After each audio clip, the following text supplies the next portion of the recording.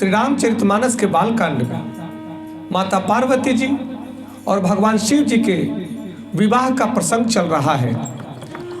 आज का शीर्षक है कि माता पार्वती जी का अटल संकल्प और माता पार्वती जी का भगवान शिव से जन्म जन्मांतर का प्रेम। रामचरितमानस की अमृत चौपाई के साथ आपके सामने प्रस्तुत करने जा रहा हूं।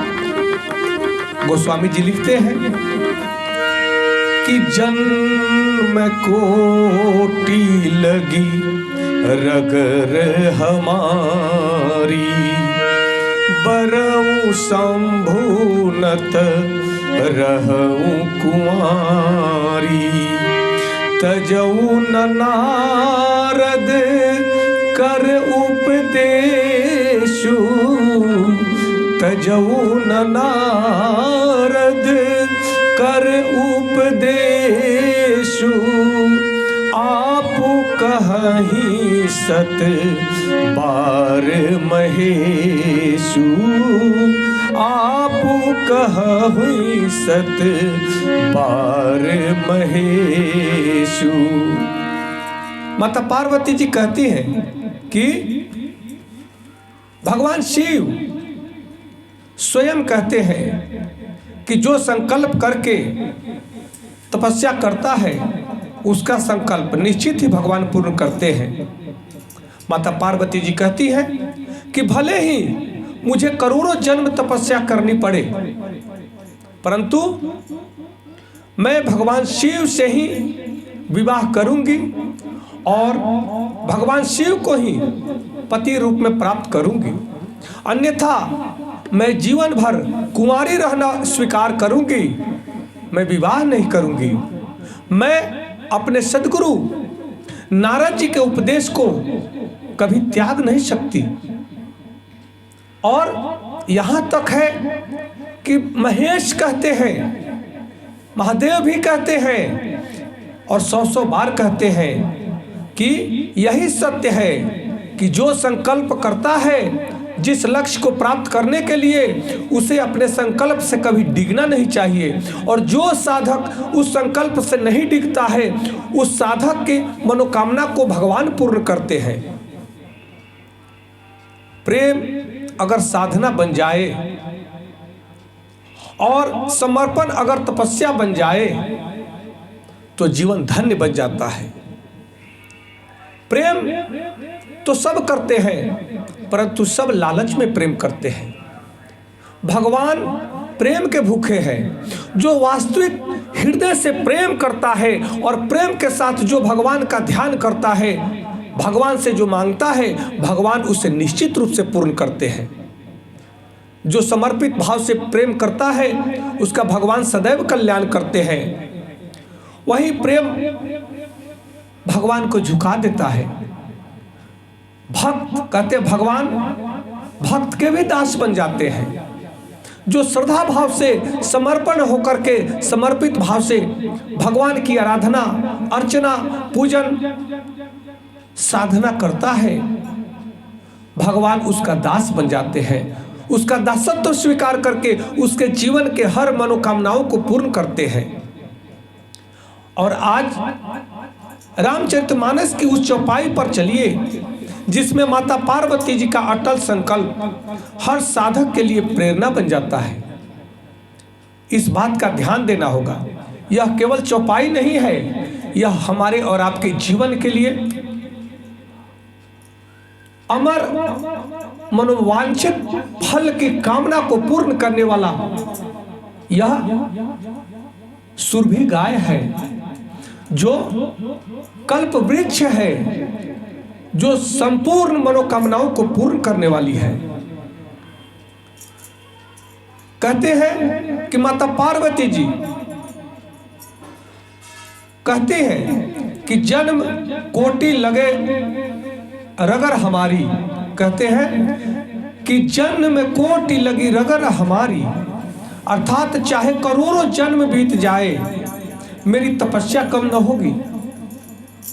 करोड़ों जन्म। और आज के युग में, इस कलयुग में हर व्यक्ति थोड़ा साधना करता है, अगर उसके मनोकामना पूर्ण नहीं होता तो वह साधना छोड़ देता है और भगवान में ही अनेकों प्रकार के दोष निकालने लगता है। परंतु माता का संकल्प देखिए, कैसी अडिग उपासना कर रही है, कैसा अडिग संकल्प है। कह रही है हजारों जन्म लग जाए, कोटि जन्म लग जाए, तो भी मैं हार मानने वाली नहीं हूं, और कष्ट पे कष्ट आए तो भी मैं अपना मार्ग बदलने वाली नहीं हूं। लेकिन माता गिरजा का संकल्प देखिए, वे कहती है कि बरऊं शंभु न तरहूं कुंवारी, या तो शिव ही मिलेंगे या मैं जीवन भर अविवाहित रहूंगी। यही संकल्प है।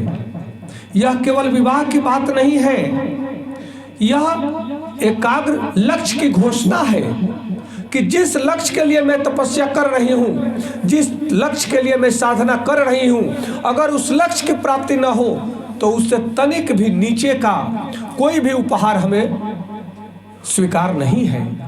मुझे लक्ष्य रूप में, मेरे पति रूप में हमें शिव चाहिए, तो भगवान शिव से नीचे हमें कुछ भी स्वीकार नहीं है।